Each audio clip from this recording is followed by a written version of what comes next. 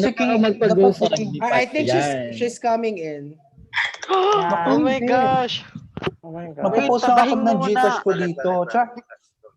Magsusuot niya ako ng buff para mas masaya. Anak na? Yeah, I think she's here.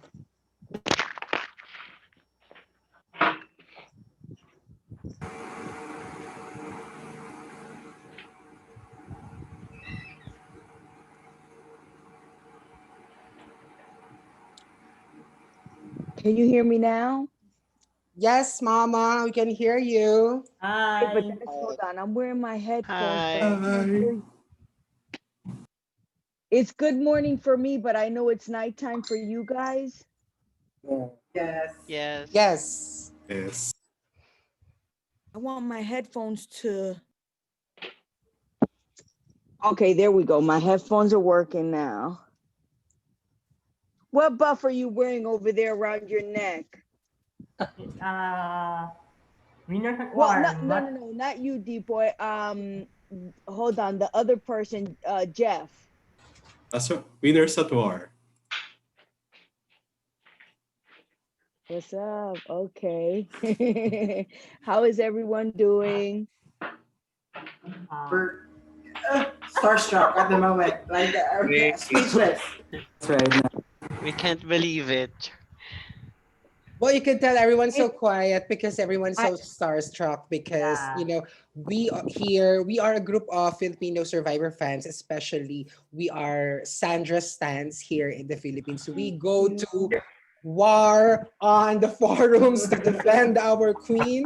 And we just first want to say thank you for accepting our invitation because, of course, not only is this an opportunity for us to meet our survivor queen, but also because we are trying to help the poor families in Cagayan who were afflicted by the typhoon.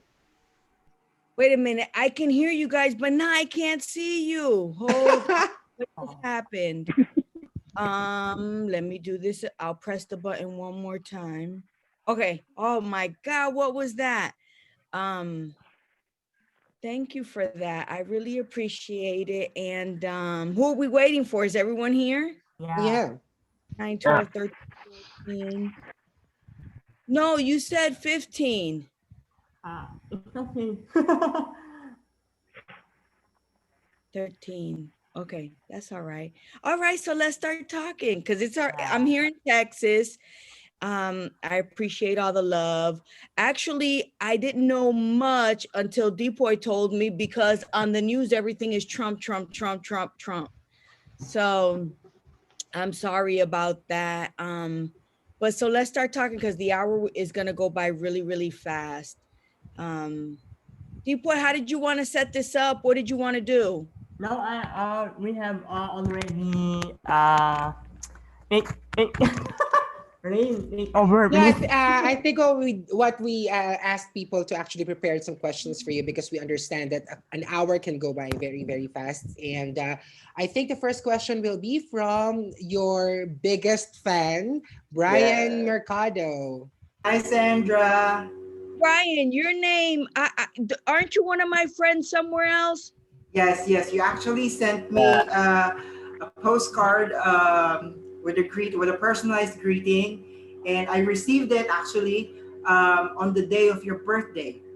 I received it in the mail exactly July 30th, and it was the middle of the lockdown here in the Philippines, so it was a great reminder that everything will get better soon. So it was such a Wait, happy but day. didn't I send like 2 and 1 didn't show up or something like that? No? No, I received one. No notifications of a failed delivery for that one. So, okay. Thank you for that. No problem. And I want to personally tell you that I've been a fan since Pearl Islands. I was a 13-year-old boy when I first saw your first season, and I never stopped standing you since then. Aww, My thank you. my question is, you've been very vocal about you're not totally in favor of the Edge of Extinction twist because it favors a certain type of players, the physical players, obviously. It's a lopsided twist in your opinion. My question is there any other new school advantages or twists that if you had the power would not want to see in future seasons of Survivor? Like, I don't know, the fire making twist, and all. The fire tokens, I can't stand them because they confuse the game so much. Like when we were told about these fire tokens, everyone was like, okay, so what do we do with them? And I remember we went back to camp and we had that menu that tells you, well, if you use these many fire tokens, you can get an advantage at the next challenge. And then everyone was like, okay, so if they ask for an advantage, we're going to have to ask for an advantage. So who's going to give up their fire tokens? So you have 10 people, only 4 have to give up fire tokens. 6 people still get to keep their fire tokens. And then it was more like, okay, who wants to volunteer their 4 fire tokens if and when we need them? No one raised their hand. Then we ended up doing we put all 10 bags and, we shook them around. And then it was like, okay, these 4. And I remember we didn't need the fire tokens the first time, but then the second time at the second challenge, we decided, okay, we might need to buy an advantage after all or something like that. And then the 4 people that got picked first, some people were like, well, you didn't use them the first time around, so now you use them this time. And then they were like, no, that time came and went. Now it's the turn for 4 other people. It was like a big mess. Nobody wanted to give up the fire tokens. Everyone wanted to have a fair amount. It's not fair if I give up my fire tokens and then I need it down the line because I'm trying to be nice or generous. So the fire tokens really screwed up a whole bunch of stuff because we didn't know what we needed them for in the future. We knew they were worth different things, but was there something bigger and better out there that I might need for myself versus for the group? So I hated the whole fire token thing. And when it comes to the edge of extinction, I feel like outwit, outlast, outplay means lasting the 39 days, not getting voted off, not getting a second chance to play. If you don't handle your business before going to tribal council and you get voted out, you shouldn't have a second chance to come back into the game. Yes, the 17 people that get voted off, not the final 3 or whatever, would love that opportunity. And if your favorite player is one of those on the edge of extinction, of course, you're rooting for them. But that was Pearl Islands all over again. That was the Outcast twist all over again. So when I went, and I know this is long, I'm sorry. Yeah. When I went out to play this time, I was telling my husband, when I go to vote somebody off, like if it's somebody I don't like let's say it would have been Parvati, like, bitch, go home. Like, I don't want to whisper that, you know what I'm saying? I want you to hear me over there saying, bitch, go home. And probably she's like, but now you got people going to the edge of extinction. They might come back or they might be in the jury, and now you got to beg that person for your vote. So now you got to be nice. So I rarely said anything, I don't think, at the, when I was casting my vote. And usually I say something. You got to watch every single thing you say now because, now they're sitting at the edge of extinction and they might come back into the game. All right, Sandra, I just have a quick question. Sometime before the pandemic, Earl Cole visited us. He came here. We actually had some drinks. We had dinner and all of that. I saw those pictures. Oh yeah, I actually asked him who he thinks are the best winners of Survivor ever. Of course, it's a general question that you always ask. And he named 4 people. He named Tony, he named you, and Parvati. What do you say about that? And let me just ask you the same question. Who do you think are the best winners of Survivor? Tony, definitely. And me, of course. Parvati's awesome too. Me and her have friction, but at the end of the day, she is an awesome player. And I would have to say someone that we didn't see at Winners at War that would have definitely deserved to be there, Tom Westman. Oh yeah. Definitely. Those are my 4. I was with Earl, Vesepia, and Sean yesterday doing a Survivor roundtable for 1 hour with Rob Sesternino. So, excuse me, we got to talk, but Earl had to leave after 1 hour. Vesepia stayed for like an hour and a half. And a lot of times I'm just there because, for them, they haven't gotten the opportunity to play a second time. And here I am 5 seasons later. So I really, a lot of times don't have much to say because I have been blessed. I've never been set to the side, or you know what I'm saying? Like, so a lot of times when they're talking about something or not getting to play again, how hurtful it was, I'm like, you know, so, but I want to definitely, you know, participate in anything that they want me to participate in. So I'm always like, yeah. All right, Jeff, you have a question.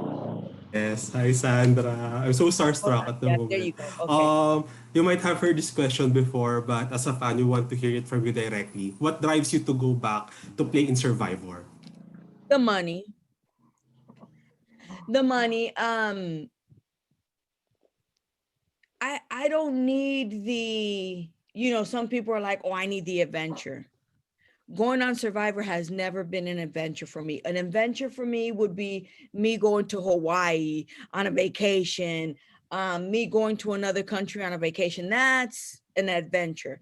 Going to Survivor to be miserable, be hungry, suffer, be pissed off, want to choke somebody. Did I say be miserable? Because there's not many pleasant times on Survivor.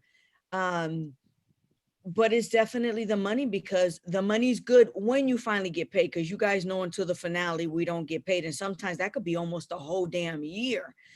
But it's definitely the money, because you make good money for 39 or 45 days. I say 45 days because by the time you fly there, get there, fly back, it's past 45 days. You know, it's not just straight up 39 days and that's it. We're still sitting there before and after the fact.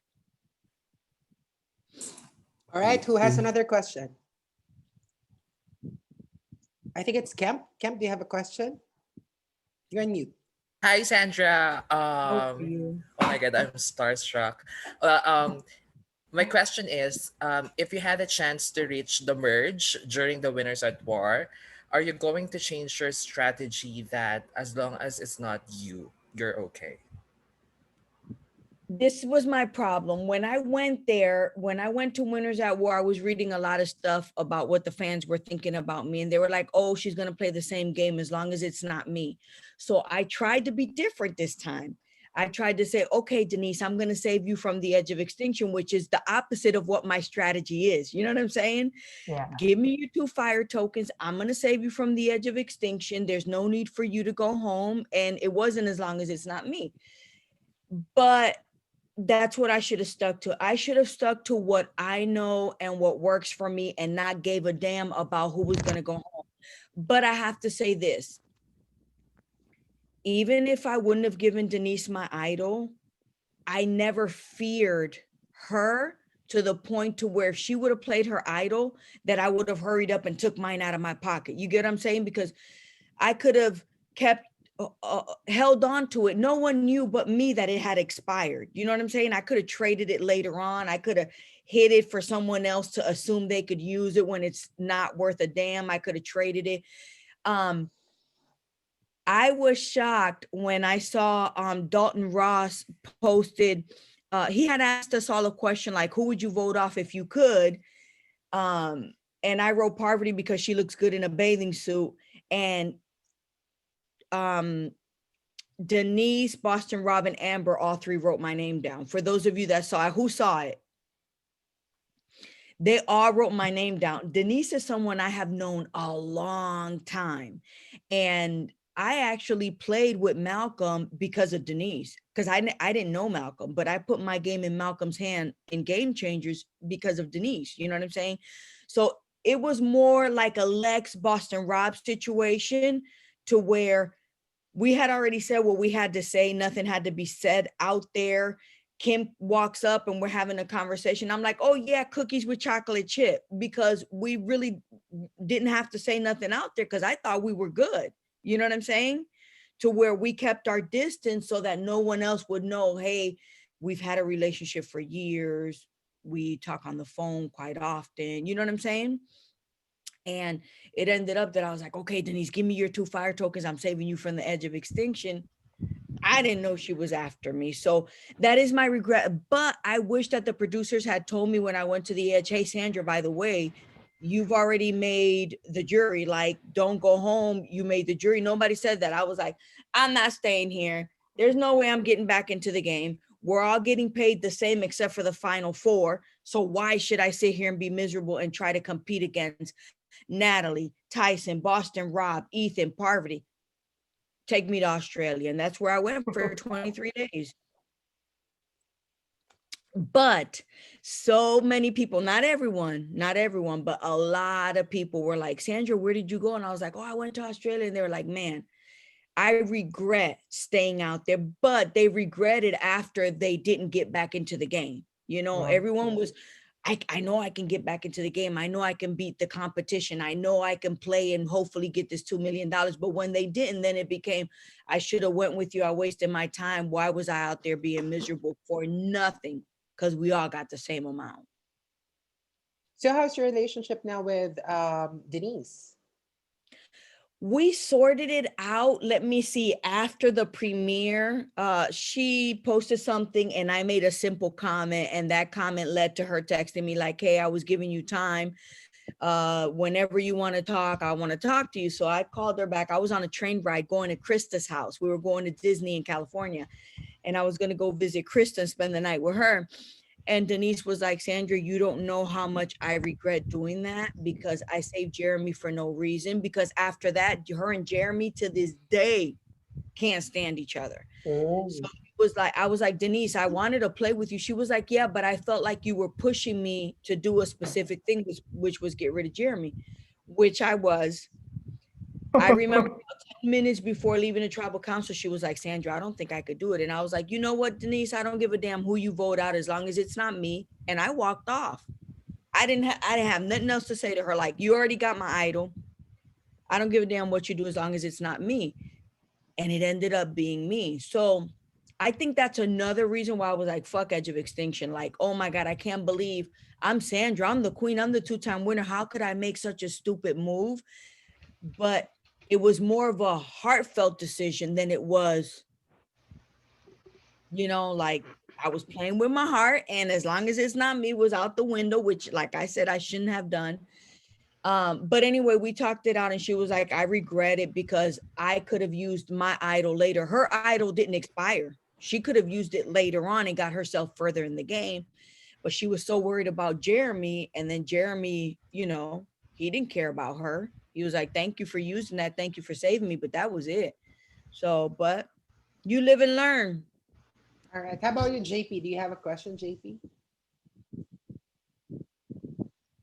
Uh, Maybe this is just a general question. So, or maybe an advice for aspiring Survivor castaways. Do you have like any specific advice that you want to share to those people that would like to join this kind of like reality show?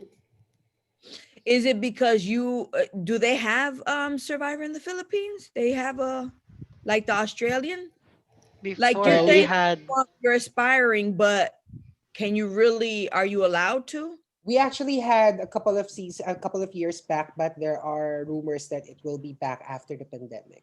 Oh, okay. We were talking about this yesterday too. And for me, I think being a social player above all is the most important aspect of Survivor, because you winning challenges doesn't mean shit. You being an athlete doesn't mean anything. If anything, I'm coming after you, because from what I've seen, and every single time that I've played or been out there, the weak outnumber the strong. And if I think you're going to make a run for immunity, then at the end of the day, hey, we got to get you out. If there's any chance for me to make it further in the game, JP, you got to be gone. You get what I'm saying? So that's why your social game and always finding something in common with every single person, no matter how much you dislike them. Finding something in common with every single person, I think, is the most important thing you can do, because then you're not sitting there saying, hey, you for 14 days we've been out here and you haven't talked to me. And now that your head is on the chopping block, now you want to be my friend. Now you want me to save you? Like, hell no. But people want to give the $1 million to someone that they like. And even if it's a quick conversation here and there, you still, that's like Big Brother. All the time we hear it, you know, he hasn't talked game to me. All of a sudden I'm head of household and he's running up here. Like, you have to build bonds with people.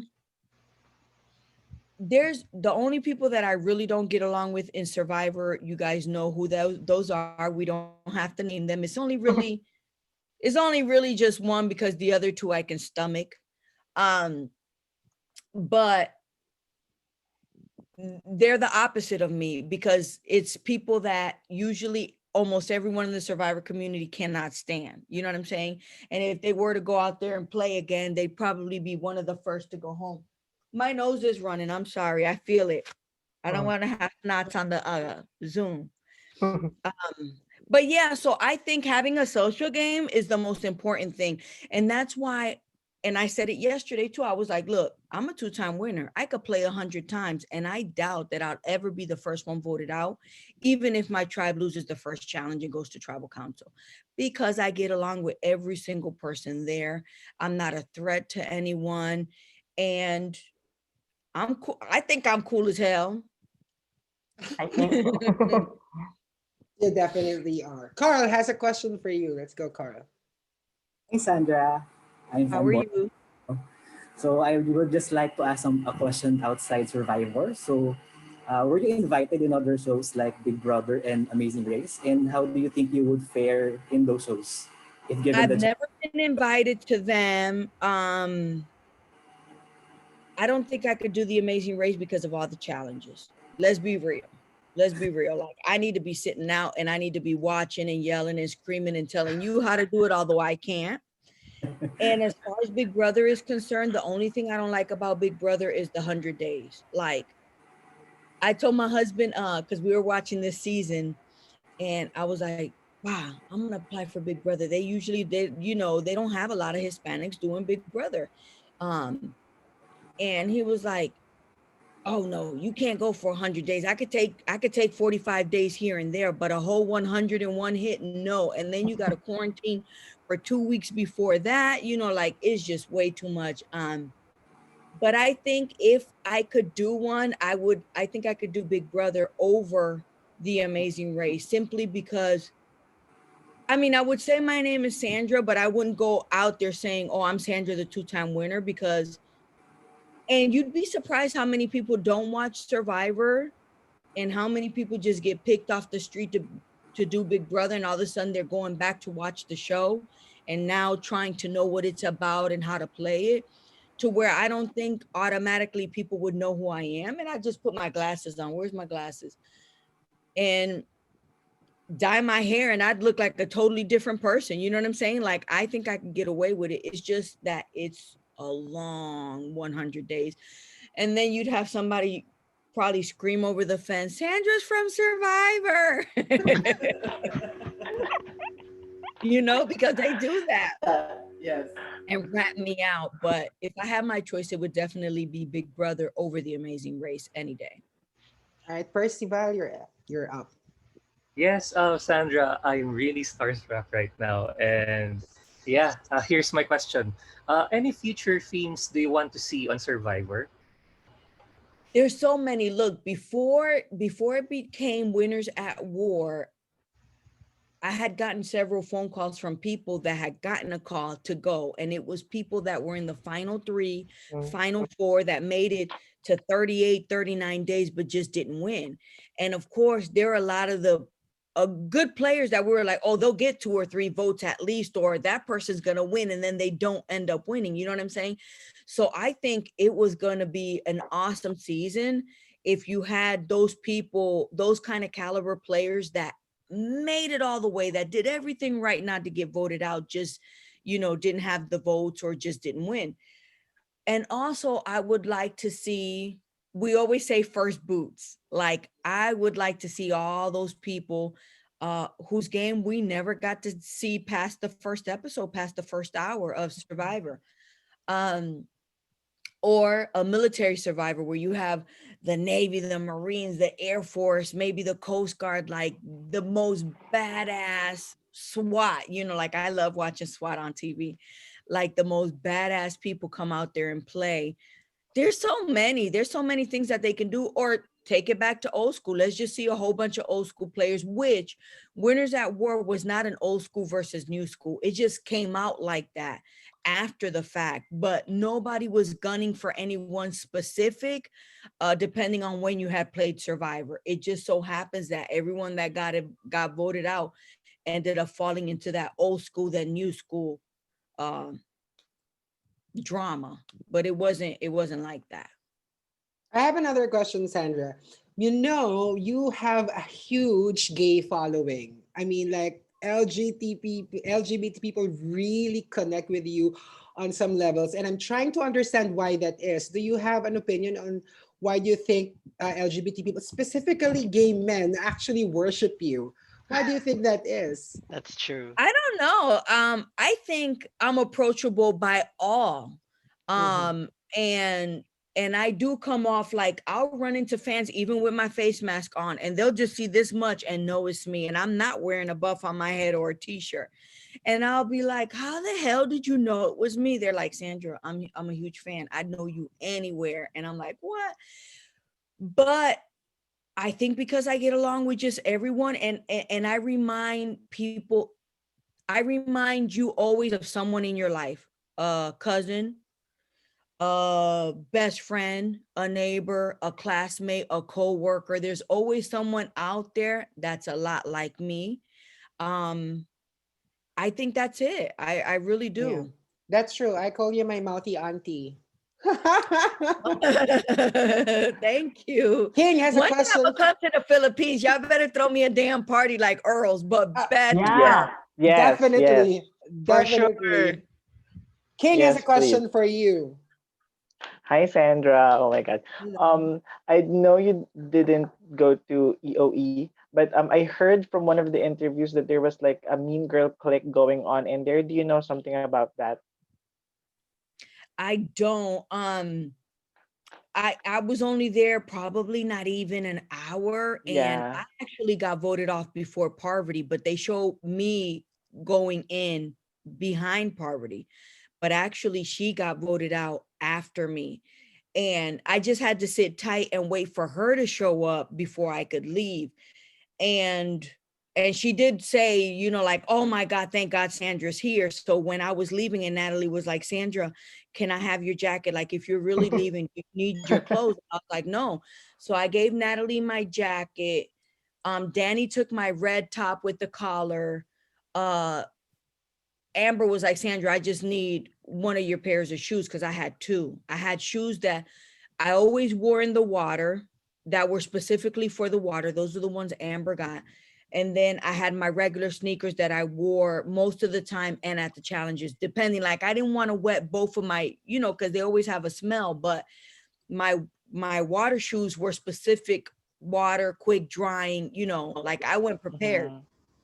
And somebody got my socks. So it was my jacket, my top, my pants, my socks, and my two pairs of sneakers. And once I gave one thing to one person, everybody, but not Parvati, like she just hung in the background. I was like, "Don't share this with her. Like, don't give me, I don't want to see my stuff on her on TV."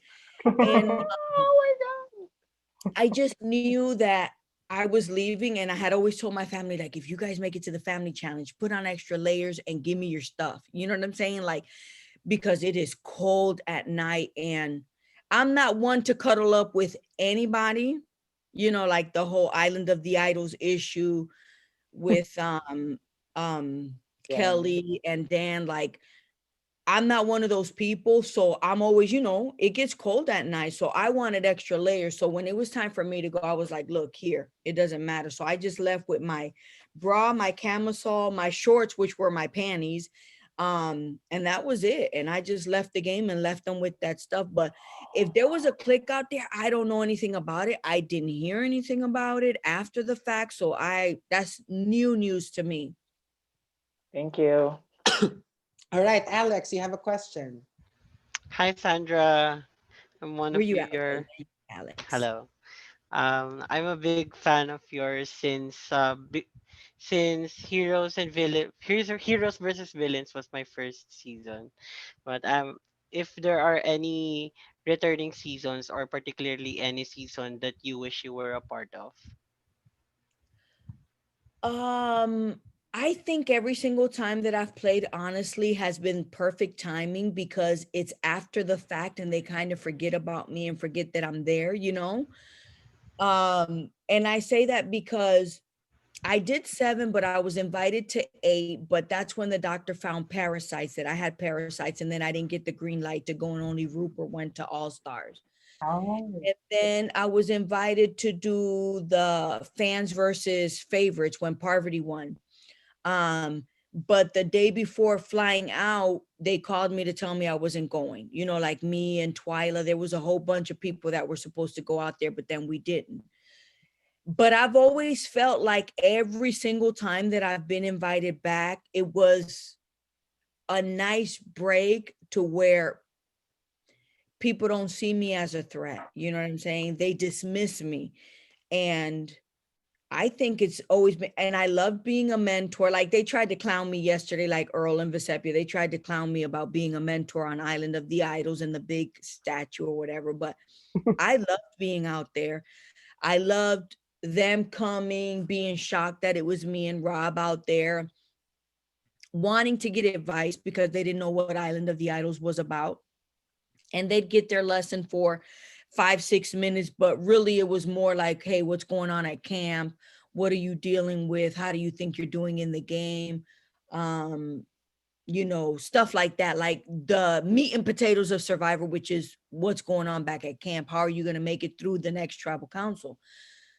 But I honestly believe that every single time that I've played, it's been at the right time. And I've never really sat here and said, oh, I wish I was on that season. Like I've never,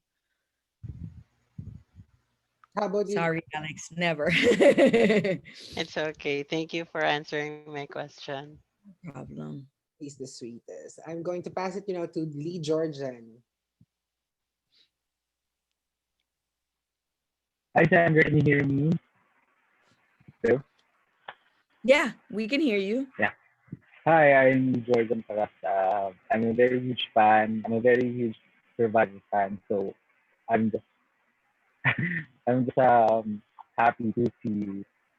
Thank Anyway, you. my question is, who from your original season, Pearl Island, would you want to get back in the future season?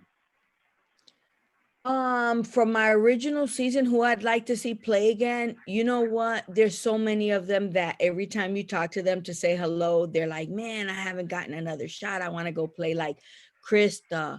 Rhino, Savage got a turn. Rupert has played several times.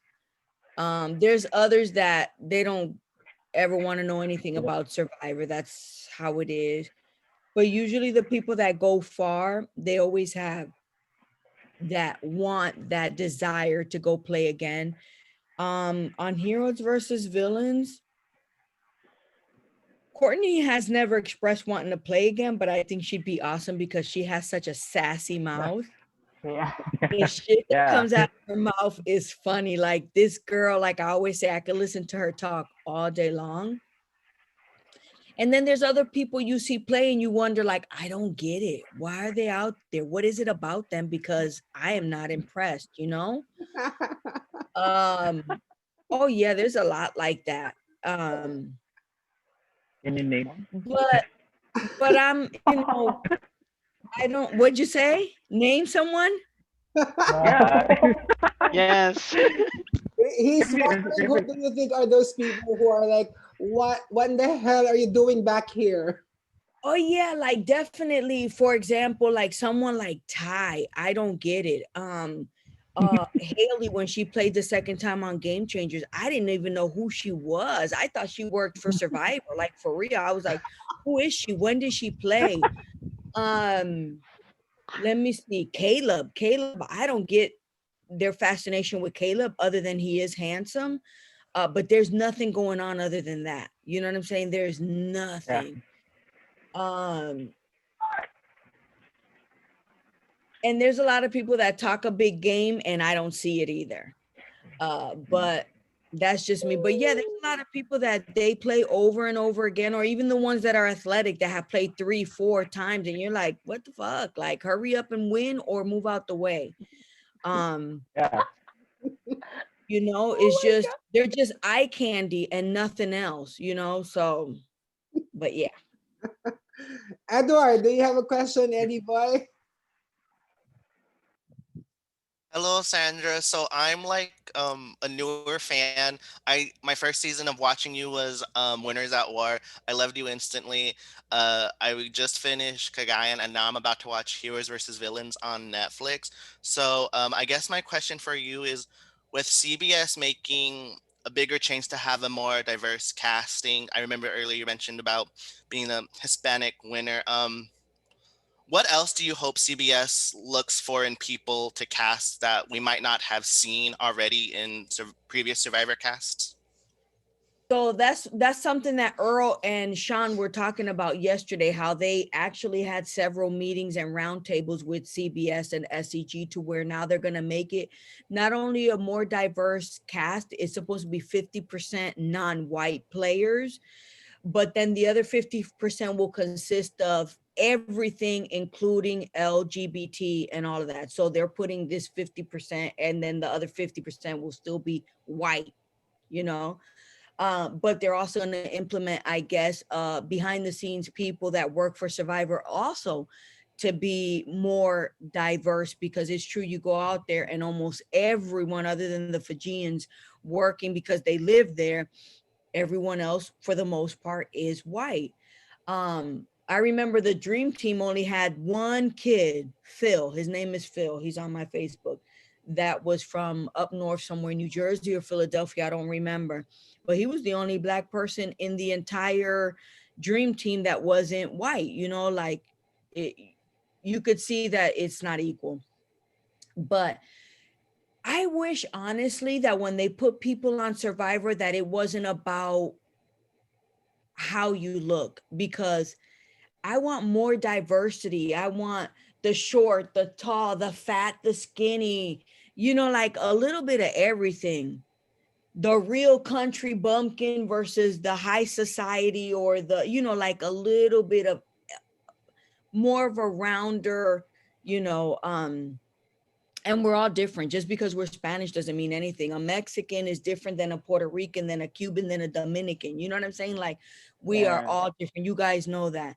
But definitely just a little bit more of, they put all these physically fit people on Survivor, and I'm not surrounded by anyone that is physically fit in my real life. You know what I'm saying? Like, so I think they're the minority, yet that's all you see on TV, the abs with the green eyes. Like, that's not really a reflection of who we are and what we look like.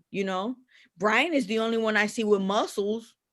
And even then he's not, you know what I'm saying? Like, it needs to be more like us, like the couch potatoes that love it, that know the show. But like Australian Survivor, if you're not a real athlete, I don't think you could do that show, because all their challenges are really physical. Like, hell no, I can't do monkey bars. Yeah. I cannot go from one bar to the next. I just can't. I just grab and fall. No, you know what I'm saying? Like, so when you're going on Survivor Australia that you got to really bring it, because you're not going to survive. But and then I wish that the challenges weren't all physical challenges. Yeah, we have sometimes puzzle challenges, but the challenges have gotten so over the top and so dramatic that it's crazy. But yeah, I just wish it was more of what we're used to. I just want to ask Sandra. I mean, I know that when we're watching the game, we are looking at the alliances from strategic standpoints. We see why people are banding together based on strategies. But I understand that it's also a social experiment. So, are there any instances that you could share with us where the politics of people actually made them have that alliance, or maybe their value system, or where they from, or their race? Is that something that really matters to a lot of players out there when they're making alliances?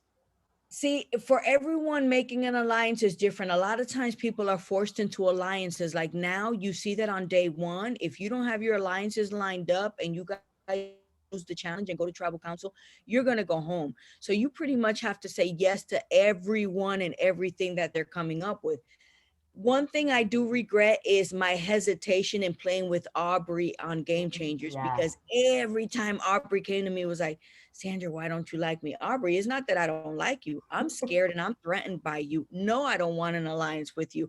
And now I'm always like, hey, if somebody offers you an alliance, even if you don't care for it or you don't want it, you say yes to every damn body. You know what I'm saying? But Aubrey would say in her confessional, Sandra doesn't want to play with me. She wants me gone. She's after me, you know?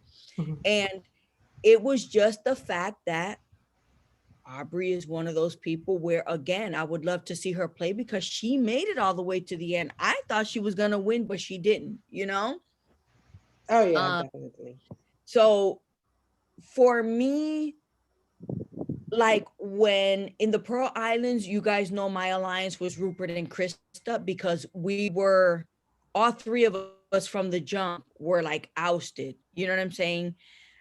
Burton was with Sean and Michelle, you know, the cool kids club. You know what I'm saying? Like it just happens. And then Trish was in there and Fair Play weaseled his way in there. So it was like me, Krista, and Rupert were on the outs. That's how we clicked.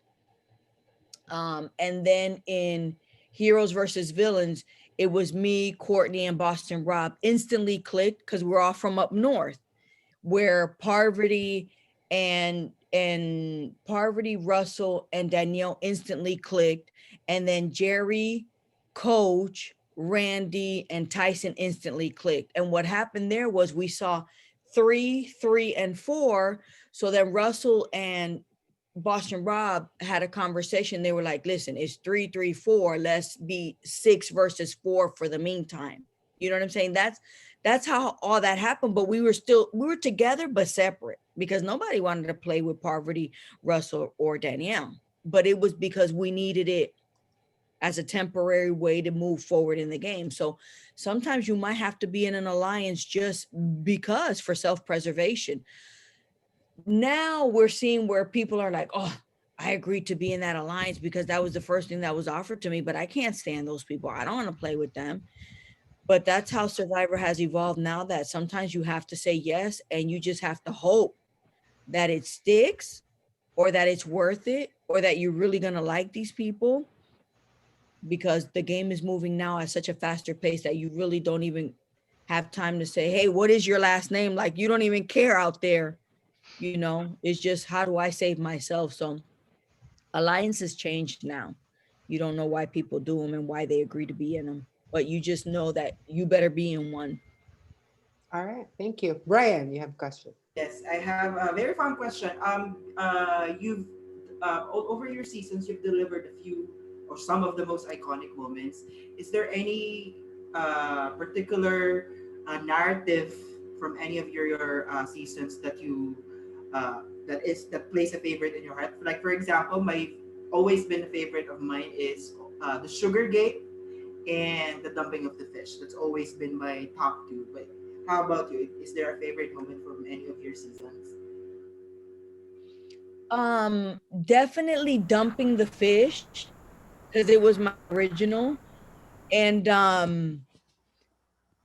Sugargate, actually, I didn't even remember that I did that, to be honest with you. And I always say in my interviews, like, if it wasn't like, I had to go back and watch the secret scene on it where I'm saying like, oh, I had a spoon of sugar and then I had another and another. If not, I wouldn't have even remembered that I did that. You know what I'm saying? I would swear on a Bible, I did not do that, because it just happened so fast and I didn't remember it.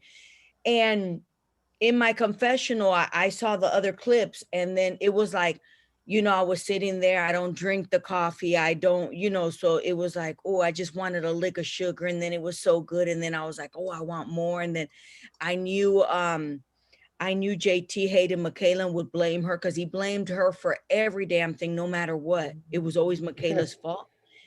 And that goes to show you, he just had a thing for Michaela. You know, it was like he just hated her off the bat for no reason. He don't know her. And it just happened that it ended up on TV, and I made a face, and Varner was watching me. Even he didn't remember that I did that. But that's because Survivor is such a fast-paced game that you're always thinking about what you're gonna do next. That I didn't. That was just something I did at the spur of the moment, and then it ended up being something big, you know.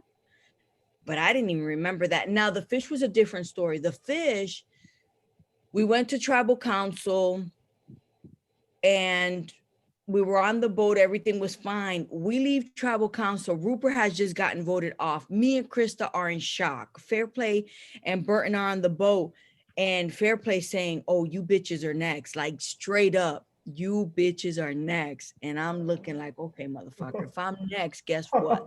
You're not eating Rupert's fish. Because then they started talking about how they have played Rupert all day long. Like every time Rupert wanted to cook the fish, they were like, "No, Rupert, something's gonna happen." Like they had been playing him all day long because they were mad that Rupert always got the big fish. But of course, Rupert spent 3-4 hours out there fishing, you know, and they wanted his fish.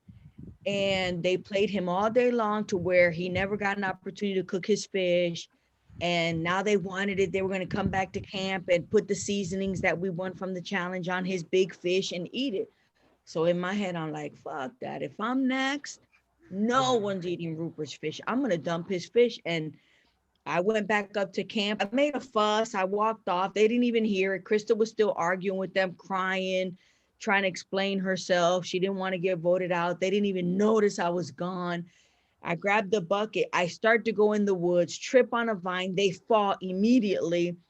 I go back with the empty bucket. They're still fighting with Krista. And then I chime in, and it just worked out to where they never realized that I was missing. And then they blamed her. And then I felt so bad that they blamed her. But I was like, there's no way I could tell the truth. Like, I would be like one of those stupid criminals where you steal a car and it ain't got no gas in it. You know what I'm saying? Like, you don't tell on yourself. So I was like, you know, like maybe she will be a victim of circumstance, you know?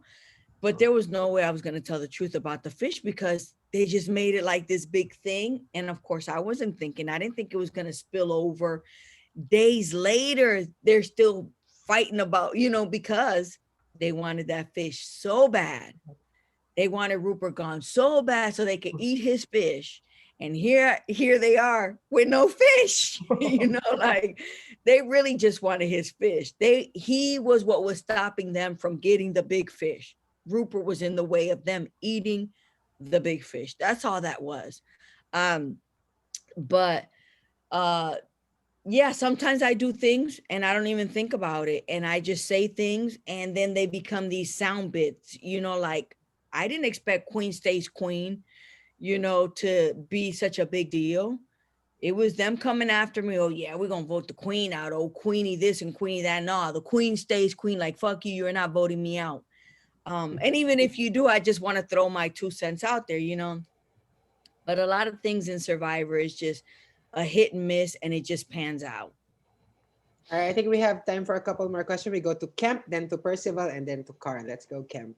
Hi, Queen. I just want to know which of these two catchphrases of yours is your favorite. First one is Queen Stays Queen, which is said during the Survivor Heroes versus Villains reunion. The other one is, you know, that saying where it says you're the only king until the queen arrives. I'm here during Game Changers. So which is your favorite and why? Queen stays queen always. And the one, I don't know, like I had seen it before, like you're only the king until the queen arrives. And Tony just was like in Game Changers from the beginning. Tony was calling me queen, queenie, this, that. And then he was like, I'm gonna be the king of Survivor. I'm gonna win this season. You know what I'm saying? And I was like, nah, fuck that. You're going home. You know, you're only the king until the queen arrives, and I'm here. That's where that came from. But it was Tony talking shit from the beginning. And then we voted him out. We just couldn't play. Tony plays at a fast pace. So he learned a lot in the last 3 years. When we went to Vietnam for 20 whatever days, every single day without failure, Tony would talk about how I can't believe I got voted out. There was so much I wanted to do and didn't get to do. I hope I get to play a third time. So I knew on Winners at War that for 3 years he had been waiting for this chance and he was going to change things up. So I knew he was, you know, a force to be reckoned with in the game. So the fact that they let him get all the way to the end, shows the caliber of player he is, and I'm glad that he won. Point blank. But Queen Stays Queen is always going to be my favorite. Yeah, let's go, Percy. Yes, You Sandra. guys see my shirt? I'm wearing the Winners at War, the one they were raising money for Jonathan Penner. Actually, we made Brian and I made shirts, Sandra's shirts, black Queen Stays Queen shirts, but mine is in the laundry. I didn't want to wear it, but we actually made shirts in your Shame honor. on you. So sorry. Let's go, Percy. Well, Percy. Sandra, let's talk about you being the mentor, one of the mentors in Island of the Idols. Who had most exceeded your expectations being on a first-person perspective during tribal councils? It's different. So I have to say this. Every single time someone came to Island of the Idols, we loved them.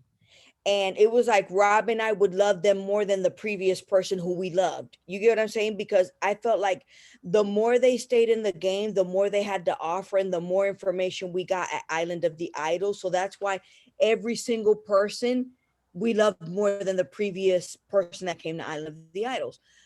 But Tribal Council is a little bit confusing because we only know. So if Percival came to Island of the Idols, his tribe might not be at Tribal Council. So we have to try to figure out and follow along. So a lot of times it was just a bunch of like blur, you know.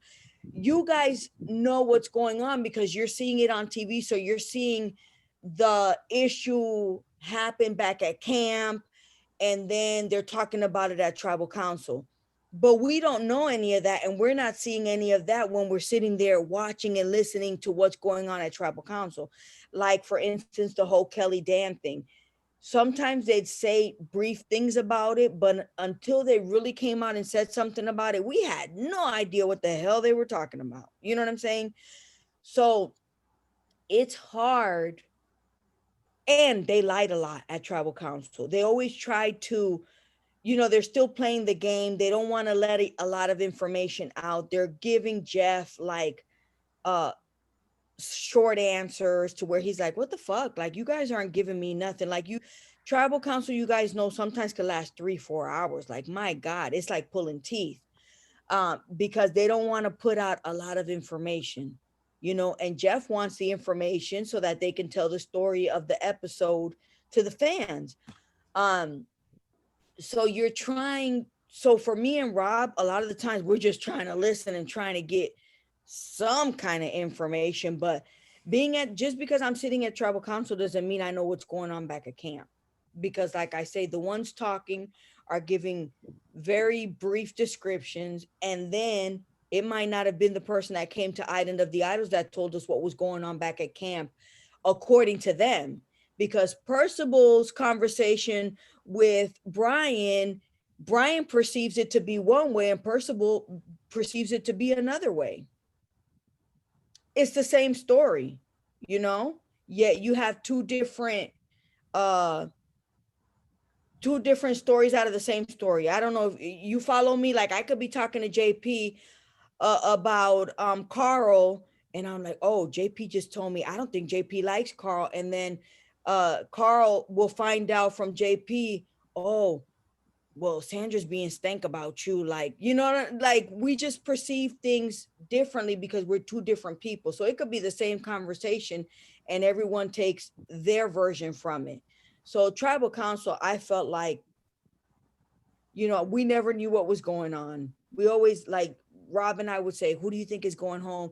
Okay, Depoy's going to go home. No, Edward's going to go home. And then it wouldn't even be either of them. You know what I'm saying? Like, it's just what we thought was going on, but it's usually far from it. Does that make sense? Yeah. All right. I think we have time for one more question. Let's go, Carl.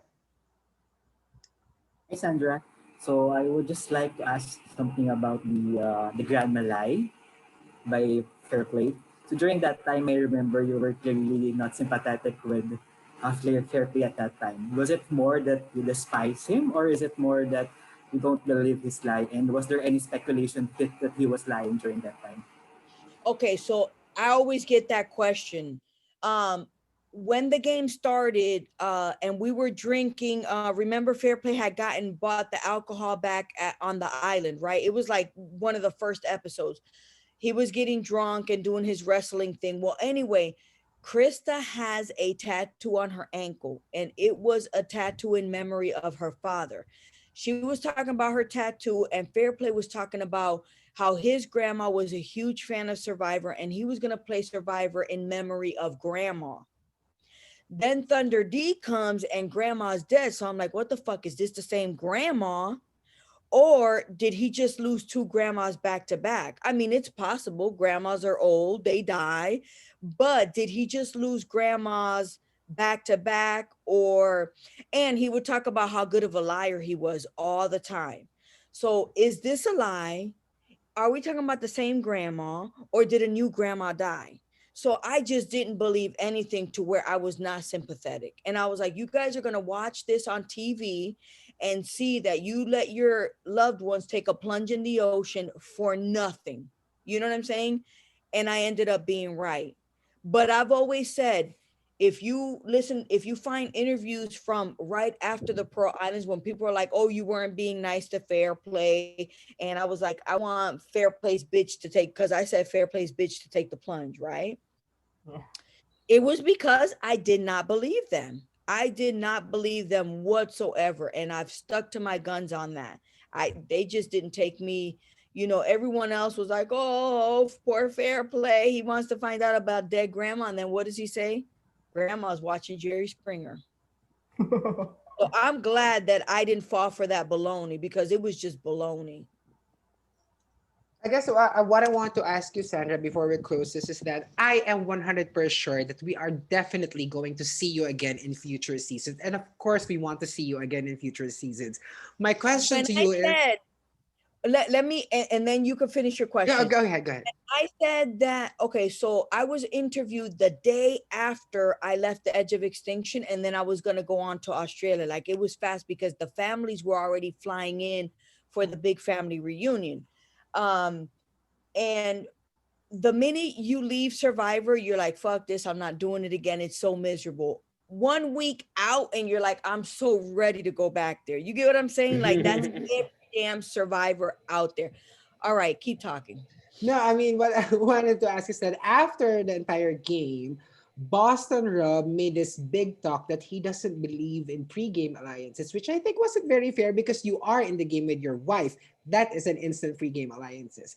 But as fans, we are also not naive enough to believe that, of course, you have some connections. You pretty much have an idea who's gonna be playing. So what is your thoughts about playing again, and how is the existing relationships between the current alumni of Survivor gonna affect the next seasons, and who do you not definitely not want to play again?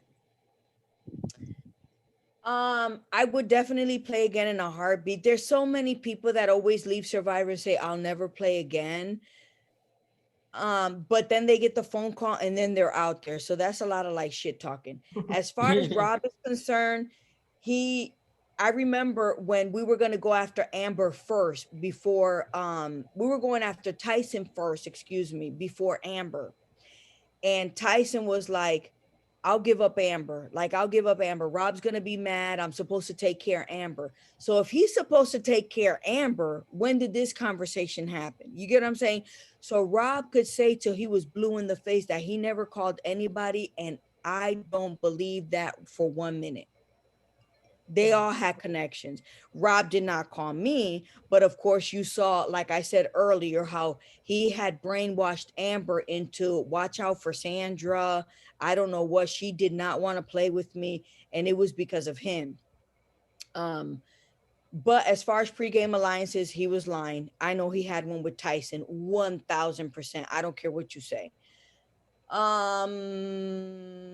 Okay, ask me what it was like 3 questions. No, I'm sorry. The last part of the question is, if ever you're gonna play again, who do you want to play with, and who do you never want to play with? There's so many people that I would play with. You know what I'm saying? Like, the only one I hate is Russell, and I don't ever want to. As much as Russell talks shit about Survivor, I don't ever want to see him on Survivor again, because he talks so much shit about having so much money, yet he's always begging people to come to subscribe to his YouTube channel so he can make money. Like, you know, he's always talking so much shit that I don't think that they should allow him to come back on Survivor. You know, that's my opinion. But of course, at the end of the day, he does have fans. He is a great player. People want to see him play again, you know? So it is what it is. I wouldn't want to play with him. Other than that, anybody else, I don't give a damn. Like, I don't care who's out there and who's not out there. Really, like, I could play just about with anybody. Like, it doesn't, like, I would not say, oh, I'm not going to go play if Andre is there. Like, no, you know? Even if Russell was out there. I don't think, because of the way the survivors treat him and are towards him, I don't think he's definitely one of those people that I don't think would last past the first 2 episodes if his tribe lost. The first 2 tribal councils that his tribe lost. All right. I And wouldn't with play with him. all right, anybody else would like to close this out? Brian, maybe. All right. Thank you again, Sandra, for Oh, Brian was saying something. What did you oh say? yeah, I didn't hear Brian. him. I just said I don't have any other questions. My dream is fulfilled. Thank you for giving us this chance, Queen. No Thank you, problem. I really Sandra. appreciate it. Thanks to you guys. Take care. Go to sleep. And Yes. Queen stays queen. Queen, More Yeah. Yes. Thank you. Let's just Happy Thanksgiving. Merry Christmas. yes. Happy New Year's. I Merry hope Christmas, Santa Sandra. Can I just brings have a you quick guys. moment so we can take a picture Of together? course. Okay, and 1, 2, and go. Thank you so much, Sandra. Thank I you. hope 2021 is better for all of us. Yes. Bye. Yes. Bye, Bye. Queen. So much. Bye.